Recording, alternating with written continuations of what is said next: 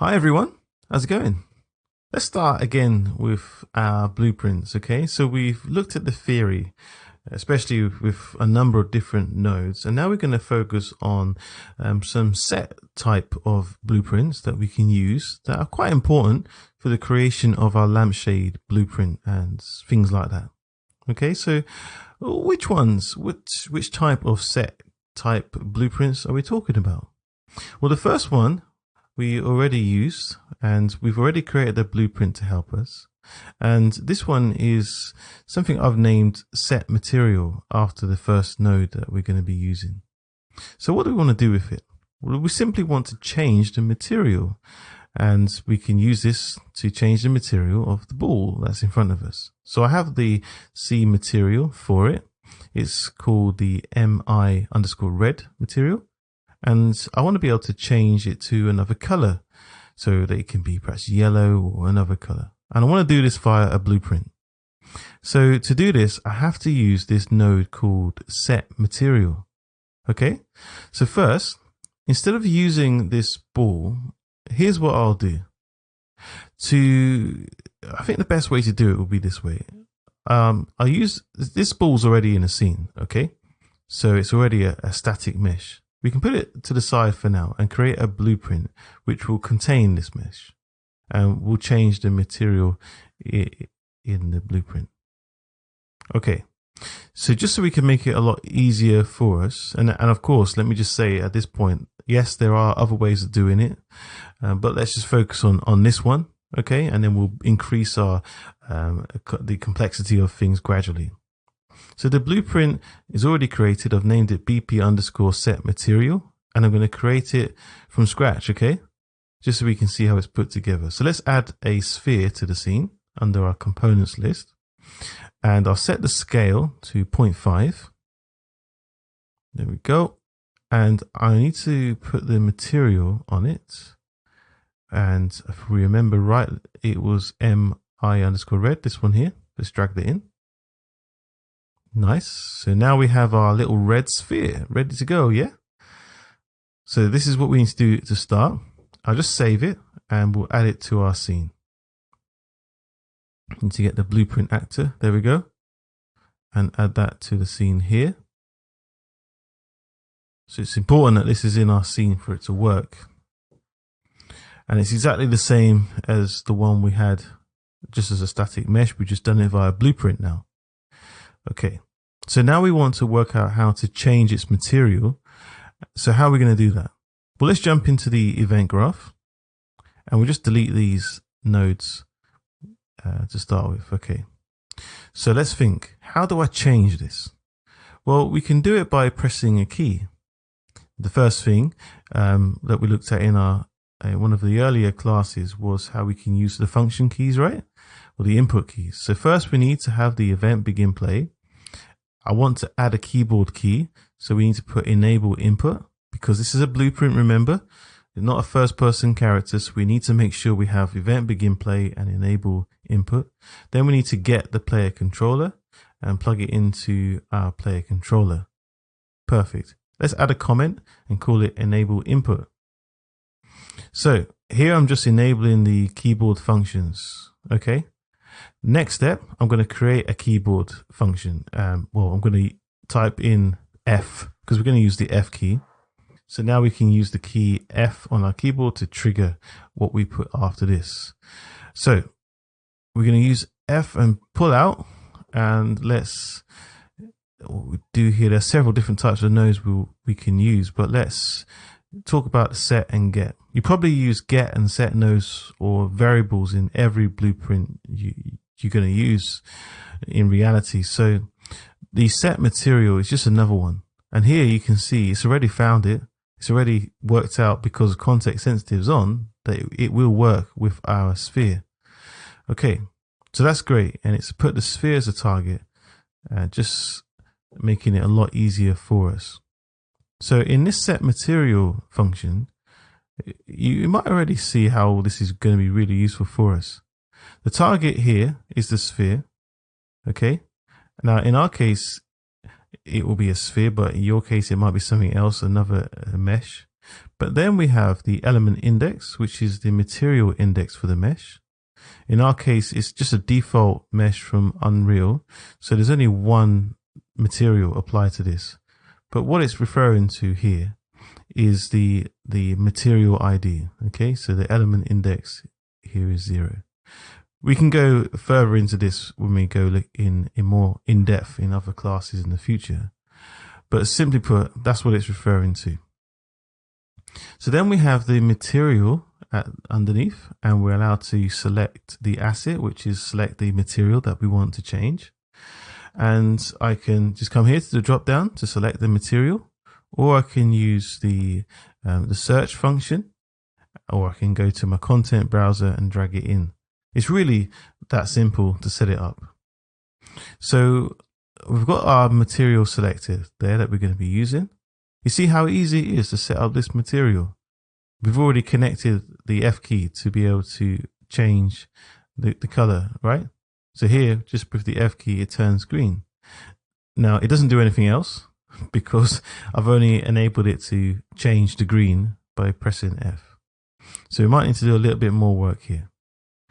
Let's suppose, which I'm sure we do, let's suppose we want to alternate between one material and another. So in our flow control class, what we should be saying is that we want to create the ability to flip between, okay? Flip between. See what I did there? So that's why we use the flip flop, which is the basic way of switching between two commands. So I can simply Control and W these nodes, the set material one, plug it in there, and then you probably guessed it, we just need to change the material here. So we can use a drop down and choose a different color. Let's choose red, what it was before. Okay, so it's going to return to the original state. And let's choose that. That will work for this example.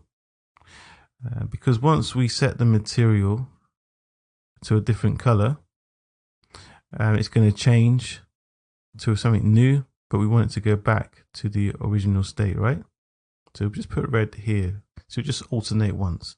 Let's play it now, and we'll press the F key and show you how it works. Okay. So there's the alteration. As simple as that, really. It's really quite simple, isn't it?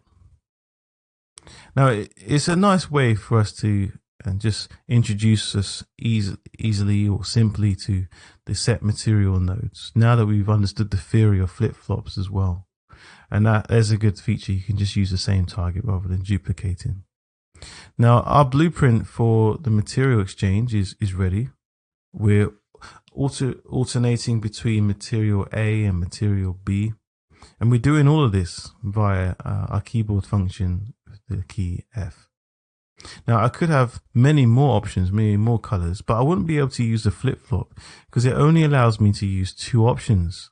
So in this case, we'll need to use the other node we looked at previously, like the multi-gate. And then I can add that and enable us to loop between all different options in there.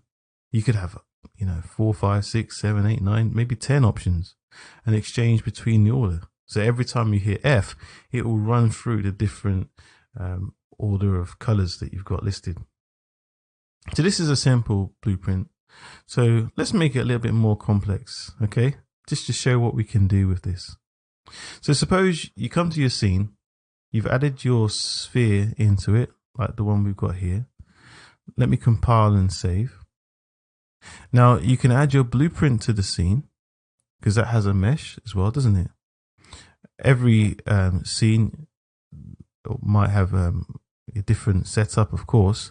It might be, I don't know, maybe some cushions, maybe a bed, a sofa. So you'll need to set up your blueprint, come to the material, set material node and connect it as we've done.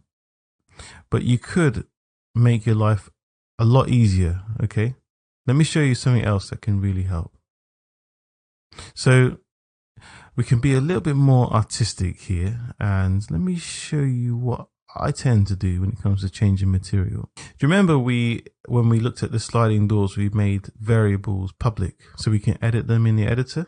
We can do exactly the same here with our material changer. So we can switch between materials, but actually understand in our editor what we're doing, okay? And you can choose them from your content browser and just add them in. So let's have a look at how we can do that with our blueprint here. So just as we made before, let's try and make this public as well so we can edit it. So instead of specifying a material here in these nodes, what we need to do is we have to create a material instance. Okay. Now there are two ways to do this. One way is to come here and create a variable with a certain name and then look for it. And you'll find it, but the list can be quite long when it comes to looking for the specific name. But Unreal helps us. It helps us make the process a lot easier. So let me just get rid of this now. Okay, so to make our life a lot easier, what is the best way to work? Well, we promote these to variables.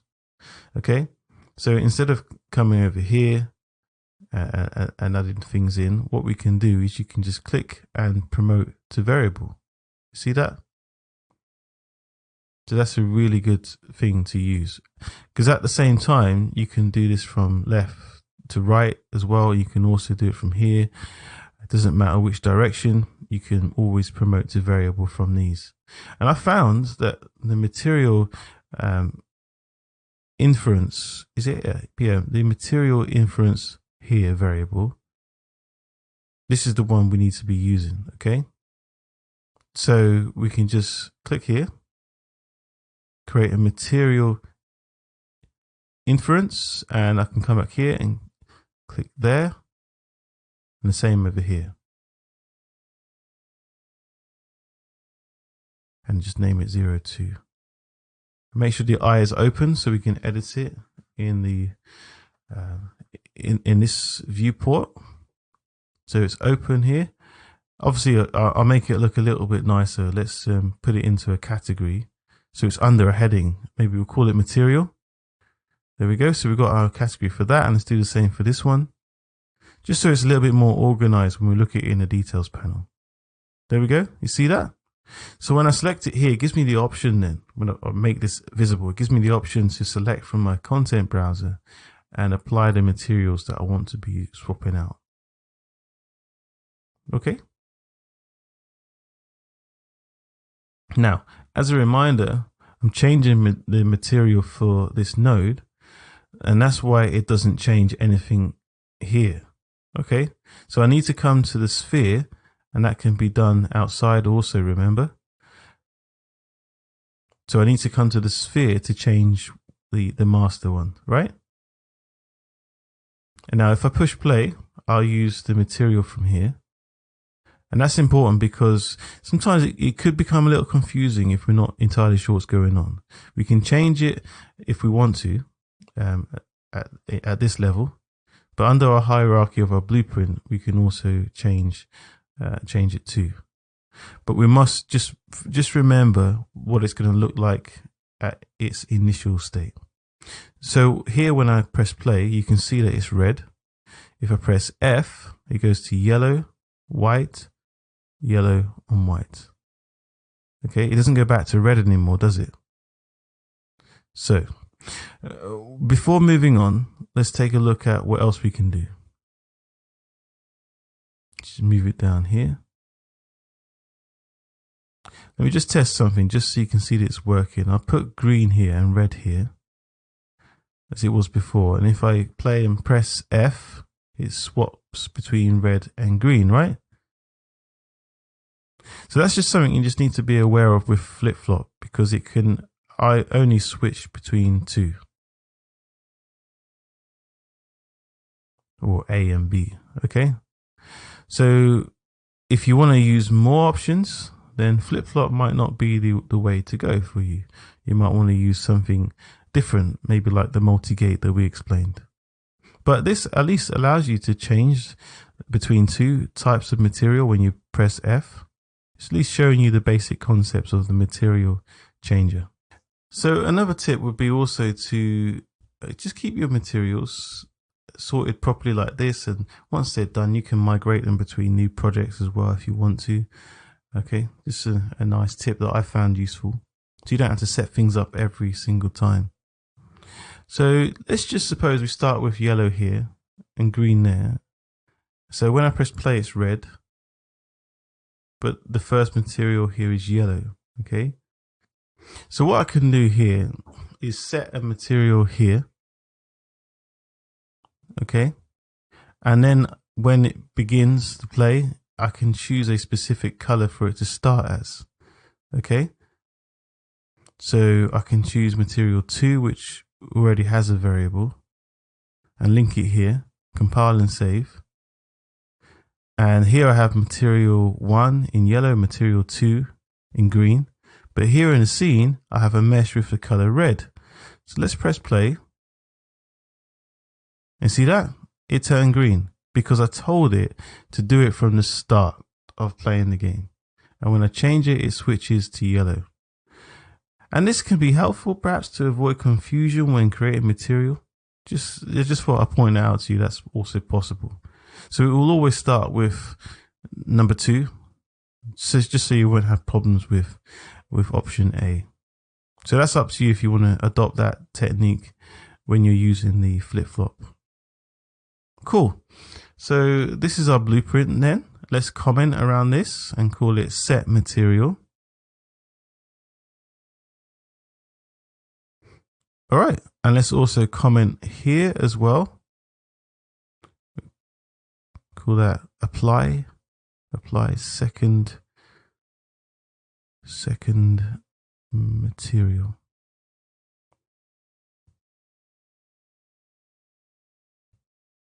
Cool. Just helps us remember what we came up with our blueprint. Let's compile and save. Now let's talk about the other set node that we mentioned earlier, which is set intensity. So here set intensity is applied on a lamp. Let me just close this.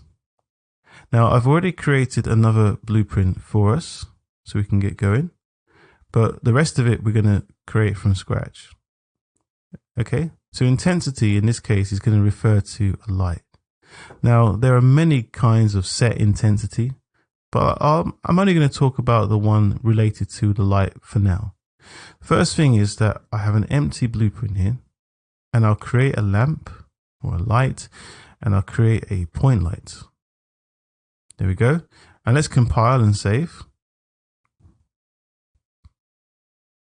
Initially, I'll leave the intensity at 0, and the color is going to be blue. There we go. Dark blue, actually, just to make the effect a bit more visible. Compile and save again. Nice. Now I'll add this to the scene. Let's just find it. There we go. I'll just put it here at the top. So there we go. There's our blueprint. I just think I've just reduced the light source actually. Let's go down a little bit in intensity to 0. Just to make it more visible, and I'll reduce the skylight too, just so we can see it a bit better. Let's drop the intensity to 0. Or actually not 0, maybe 0.1. Okay, nice. Cool. That's a little bit better for us. So I'm not going to change the sky. Let's just leave it this way, just so we can see the effects. So I have a light here, a blueprint with a point light. Now it doesn't have a mesh or anything. It's just a point light. Okay. And now I'll turn this lamp on. Okay, let's do it this way. And I'll just get rid of these. In fact, I'll leave event begin play because we can use that. There we go. Oh, and whilst I remember, another tip to make things easier in creating blueprints. Let's suppose that you have this node here, this one. Okay, let's suppose you have this node here. You might want to do the same to the other one. So what you could do is just Control C, Control V, and it will still work. Okay, so we'll just apply this to this blueprint. It just saves time. You can compile and save, and there we go. Just make sure you're using the correct references, okay? And there we go. So I'm copying this piece here, which is basically to enable my input. So now I can start putting some functions in. So now I'll do the same thing as I did before. I use a function for this one, which let's use G. We don't want to use the same function key as the material switcher. So we use the G key rather than F. And now I want to turn the lamp on. So what does that mean? Well, it means we literally want to increase the intensity from 0 to a higher value. Okay, so we're currently set at 0, and I have to change it to, I don't know, whatever intensity I want. Okay, so let's now just think about the intensity we want it to set to. Let's try 10,000 that is. Okay, 10 million, I believe. Is it 10 million? Or is it 100,000? It's a higher number anyway. Okay, let's leave it at 100,000. Nice. So just so we have an idea now where we're switching it to. So we're starting at 0, and then we're going to go to 100,000. So I'm going to have to change this via a blueprint. Now, to do this, we need to set another node called set intensity. Yes, there we go. Can you see it's already found it for us under the components and light? Set intensity point light. Now I'll edit this one here. Let's add that in. It's already found our reference, which is great. Awesome. So it's given us that option as well to put the new intensity. Really simple, isn't it? So it's got that flow as we're used to now, and the targets attached to it. We can add the new intensity here. So I'll type that in, and I can create a variable as well, which is even better. I can leave the variable open actually as well, so we can edit it outside the blueprint, just as we did on the material. Now let's call this, what should we call it? New intensity or light intensity? That's better. And it's a float variable, which is great. That's what we want. And we'll save. So now we have, oh, I don't think I put it to editable, did I? Let's go back into there. And let's put open the eye. There we go. And put it under a category, light, which is good enough. Save and go back. So now in the blueprint, there we go. There's our control. So we can use whatever intensity we want and edit it here. So after I press play and then the G key, let's get a bit closer to it. I press the G key. There you go. It turns on. But it doesn't turn off because we haven't created that reverse function just yet, have we? But it's pretty cool, right? In fact, we don't need to use a reverse function here. We could use a flip-flop, couldn't we? Like we said, a flip-flop is like a light switch, either on or off. Perfect occasion for us to use this node. And we can do Control W to get a copy, so we can set it to the value it will be for when it's off. We can use the same target as well and just put a new intensity in, plug that in, put a new intensity to 0, which will be the off condition. And you can add another variable here if you wanted to, but we can leave it as it is now, because the other variable will allow you to add it to your editor as well as the off amount, so you can flick between 100,000 and something different, or another level, or whatever you wanted. The zoom is working pretty good, isn't it? And I mean, the light actually looks really nice. So we can turn it on and off with the G key, and we can even do it whilst we're zooming. How cool is that? So this is it for now. This is all we wanted to show you really in this class, the set material and the ability to adjust the intensity using the flip-flop node. And these two nodes are really useful for ArcViz. In fact, you might find you're going to be using them quite a lot through various features in your project. And it's a really fast and simple blueprint to set up, isn't it? Didn't take long, but it's really helped by the fact that we understand the principles behind things. This is a very simple way of setting up what's also known as the variant manager, which comes with Unreal Engine, but a simple way of doing it, which might be much faster for you. Now, of course, the variant manager is better if you're switching materials and other things, different meshes, etc. And we'll see this plugin later on when we discuss it further down the line in our course. So these are the two nodes I wanted to show you. And in our next class, we'll create our blueprint for the lampshade. Okay, and we'll integrate these two nodes that we spoke about when we get that done.